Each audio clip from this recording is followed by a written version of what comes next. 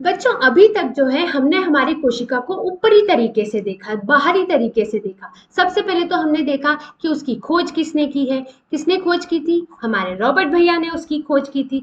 फिर हमने जो है उसके आकार, प्रकार और संख्या के माध्यम से कोशिकाओं को पढ़ा था कि जो जीव सिर्फ एक कोशिका से मिलकर बने होते हैं उन्हें हमने एक कोशिक जीव कहा था। फिर जो बहुत सारी कोशिका से मिलकर बने होते हैं उन्हें हमने बहुकोशिक जीव पढ़ा कहा था। फिर हमने देखा था कि एक कोशिकीय जीव जो होते हैं, यानी कि एक कोशिका से बने जीव भी अपने आप में संपूर्ण होते हैं। वो अपने सारे काम जो है एक कोशिका के माध्यम से कर सकते हैं। फिर हमने जो है अलग अलग प्रकार की कोशिकाएं पढ़ी थी जो हमारे शरीर के अंदर होती हैं। कुछ जो होती हैं वो गोल आकार की होती हैं, कुछ लंबी आकार की हमने देखी, कुछ जो है शाखा वाली कोशिकाएं देखी, जैसे कि हमने तांत्रिका तंत्र पढ़े थे, तांत्रिका तंत्र को देखा था। अब बच्चों ये तो हो गई बाहरी तरीके से। अब हम कोशिका को अंदर से पढ़ेंगे कि कोशिका के अंदर क्या क्या चीजें मिलती हैं, उसके अंदर कौन कौन से अंगक मौजूद होते हैं, उसमें कौन सा जलीय पदार्थ मौजूद होता है और वो किस तरीके से जो है काम करते हैं। तो चलिए ये वाला जो भाग है हम वो शुरू करते हैं। बच्चों हमारे जो शरीर है उसमें बहुत सारे अलग अलग अंग रहते हैं। वो सारे अंग अलग अलग काम करते हैं और कुछ जो है क्रियाएं करते हैं, जैसे पाचन की क्रिया करते हैं, अपने श्वासन की क्रिया करते हैं, वाहिका की क्रिया करते हैं। तो ऐसे पाचन तंत्र में भी बच्चों कुछ अंग जो रहेंगे वो किसका काम करेंगे? वो पाचन का काम करेंगे। कुछ अंग जो रहेंगे वो उसके स्वागीकरण का काम करेंगे और कुछ जो है उसके उसका पोषण लेने के मतलब सोखने का काम करेंगे। जैसे कि बच्चों ये हमारा यहाँ से खाना गया, तो यहाँ से खाना गया तो ये वाला जो पोर्शन है इसमें क्या होगा, ये वाले भाग में इस खाने को तोड़ा जाएगा, उसको छोटे छोटे टुकड़े किए जाएंगे।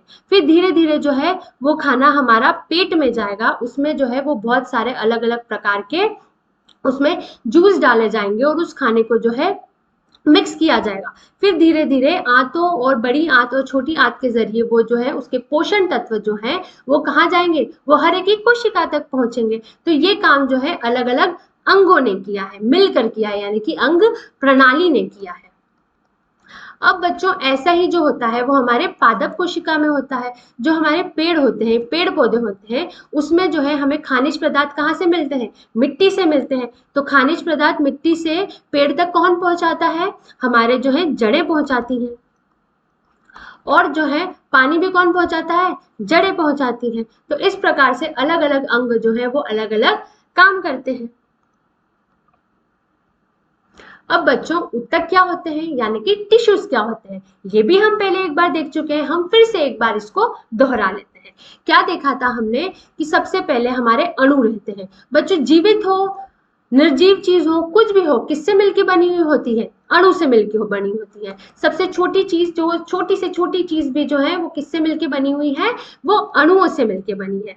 फिर जो जीवित चीज है, सबसे छोटी जीवित इकाई क्या होगी? हमारी कोशिका होगी। तो खूब सारे अणुओं से मिलकर क्या बन जाता है? हमारी कोशिका बन जाती है, जो कि जीवित सबसे छोटी इकाई होती है। फिर बच्चों जो कोशिका होती है उसमें विभाजन होता है। एक कोशिका जो है वो 2 बनती है, 2 से 4 बनते हैं, 4 से 8 बन जाती हैं, 8 से 16 बन जाती हैं। ऐसे करके वो खूब सारी कोशिकाओं के जो समूह हो जाता है उसे हम क्या कहते हैं? ऊतक कहते हैं। फिर जो बच्चों ऊतक जो है वो विशिष्ट प्रकार, मतलब कुछ अनोखे काम करने लगता है, एक जैसे काम करने लगता है। जो ऊतक की जो कोशिकाएं हैं वो एक जैसा जब काम करने लगेंगी तो वो क्या बना देंगी? अलग अलग प्रकार के अंग बना देगी। और अंग से क्या बन जाएगा? हमारी अंग प्रणाली बन जाएगी। और अंग प्रणाली जब काम करने लगेगी तो हमारा जो है जीव बन जाएगा। तो बच्चों ऊतक क्या होता है? ऊतक एक समान कोशिकाओं का वो समूह है जो विशिष्ट प्रक्रियाएं करता है, मतलब एक जैसा समान कार्य करता है। अब हम देखेंगे कोशिका के भाग। जो सबसे मोटे मोटे तौर पे जो कोशिका है वो किन भागों में बटी हुई है बच्चों, वो हम देखेंगे। तो कोशिका के मूल घटक, सबसे बेसिक घटक जो हैं वो कौन कौन से हैं? पहली तो उसकी ऊपरी परत, जिसे हम क्या कहेंगे? कोशिका झिल्ली कहेंगे। फिर उसके अंदर का जो जलीय पदार्थ होता है, जो झिल्ली है उसके अंदर जो पानी जैसा पदार्थ होता है, जेली जैसा पदार्थ जो होता है, उसे हमने क्या कहा? कोशिका द्रव कहा।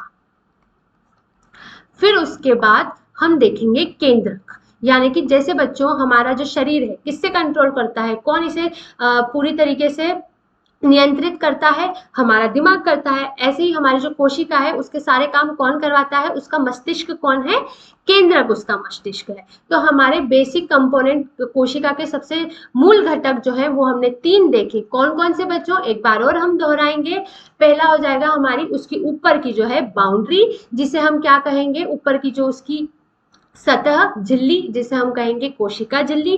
फिर उसके अंदर का जो जलीय पदार्थ जिसे हमने कहा है कोशिका द्रव, और तीसरा उसका मस्तिष्क जिसे हमने क्या कहा है, केंद्रक कहा है। कोशिका झिल्ली, कोशिका द्रव और केंद्रक।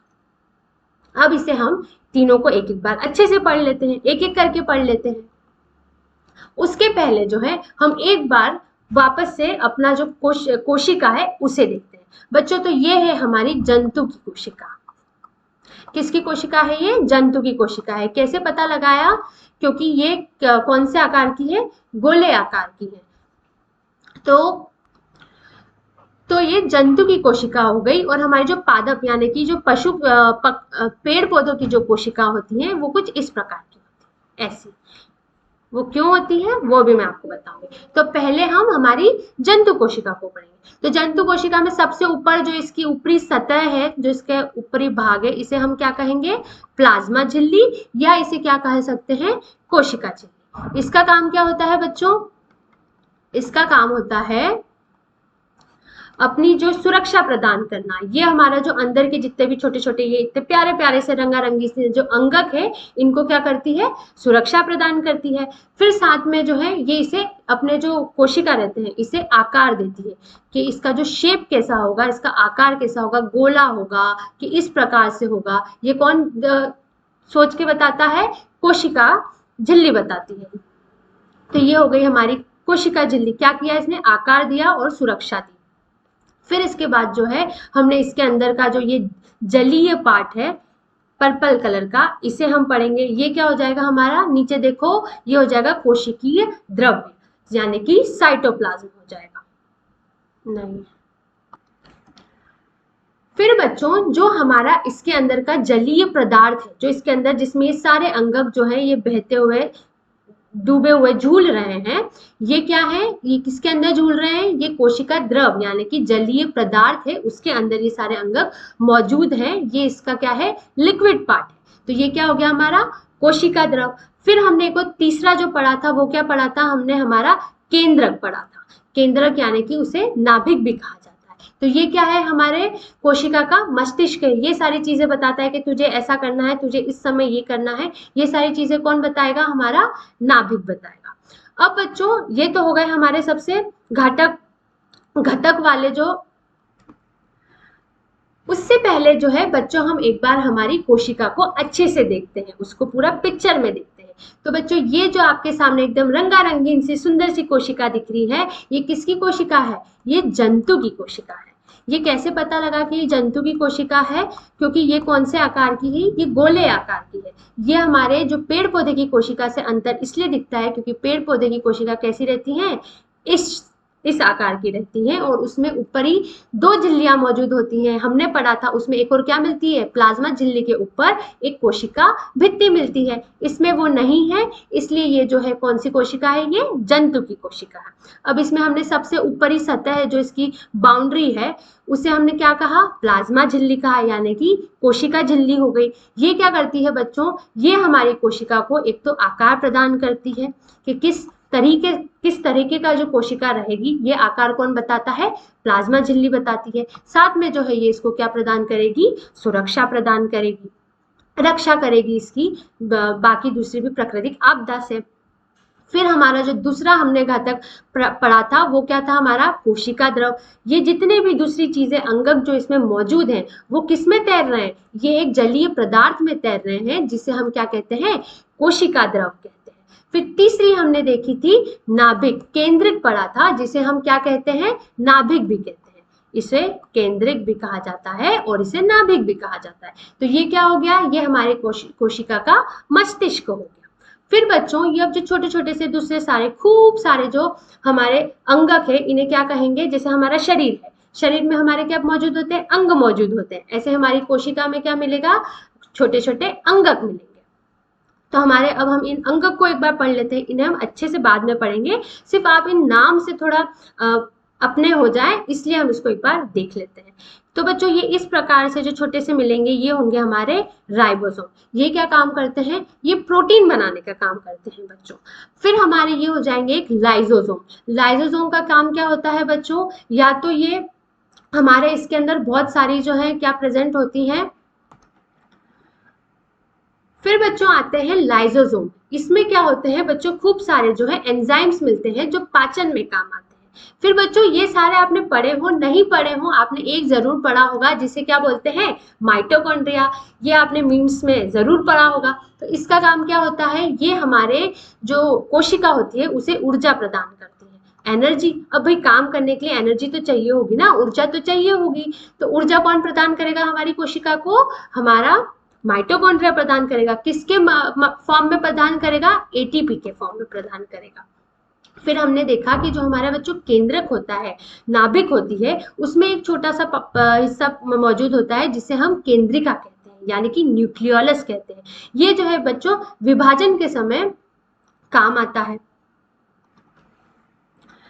फिर बच्चों हमारे इसमें ये बड़ी सी जो सबसे ज्यादा बड़ी सी जो आपको दिखेंगी ये होती है खुरदुरी अंतर्द्रव्य जालिका। ये वाला जो है इसे हम क्या कहते हैं, खुरदुरी अंतर्द्रव्यीय जालिका।